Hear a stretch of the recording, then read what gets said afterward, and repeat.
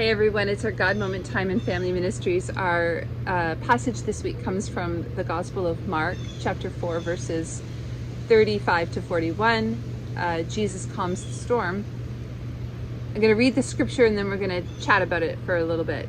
On that day when evening had come, he said to them, "Let us go across to the other side." And leaving the crowd behind, they took him with them in the boat, just as he was.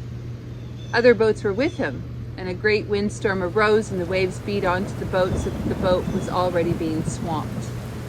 But he was in the stern, asleep on the cushion, and they woke him up and said to him, "Teacher, do you not care that we are perishing?" And waking up, he rebuked the wind and said to the sea, "Be silent, be still." Then the wind ceased, and there was a dead calm. He said to them, "Why are you afraid? Have you still no faith?" And they were filled with great fear and said to one another, "Who then is this that even the wind and the sea obey him?" So there's a simple answer to how the windstorm and strong waves stopped. God. With God, all things are possible. Jesus, the Son of God, spoke. His words, "Be silent, be still," ceased the winds and calmed the waters. Jesus has power and control over creation, for in him all things were created. So this passage demonstrates Jesus' power over the wind and waves, over the natural creation. And Jesus said to his disciples, "Let us go across to the other side." Other boats were with him, other followers of Jesus. And as the boat began to sail, Jesus fell asleep on a cushion. Things are calm before the storm. So when the storm breaks out and a fierce wind arose like a hurricane, with waves breaking on the sides of the boat, in spite of the storm, Jesus remains asleep. Remember, Jesus is in control of creation.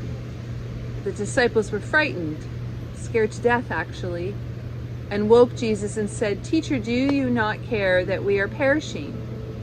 And Jesus woke, rebuked the wind, and said to the sea, "Be silent, be still."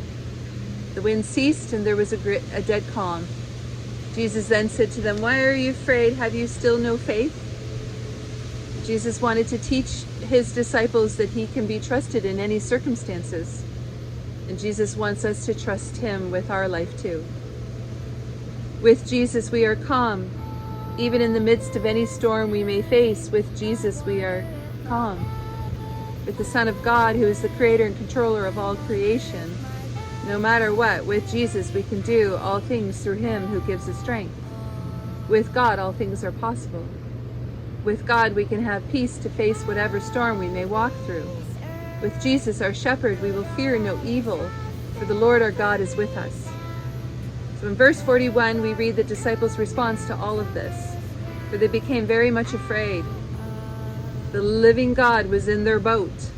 And they ask a rhetorical question, "Who then is this that the sea and the wind obey him?" If God was in your boat, what would you do? God is with us, and we can trust him with everything.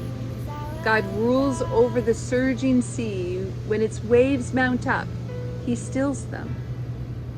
When we trust in the Lord, and when crashing waves mount up around us in our lives, he is our strength and our calm. He is the one who cares for us and for our every need.